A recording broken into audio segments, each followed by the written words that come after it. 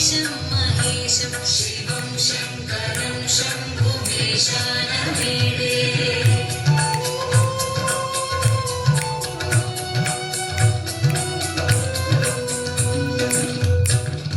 गिरीन्द्रात्मजा सङ्गृहीतान्तदेहं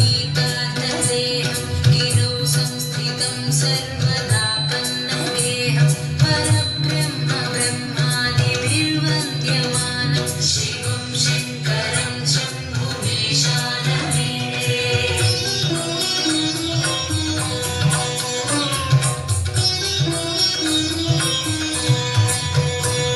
कपालं त्रिशूलं कराभ्यां दधानं पदाम्भोजनं रायकामं ददानं बलिवर्धमानं सुराणां प्रधानं शिवं शङ्करं शम्भुमीशानमीडे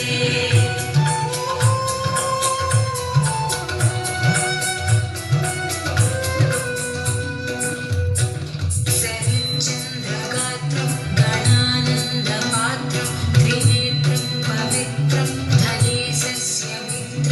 अपर्णाकळत्रं सदा सच्चरित्रं शिवं शङ्करं शम्भुमीशानमीडे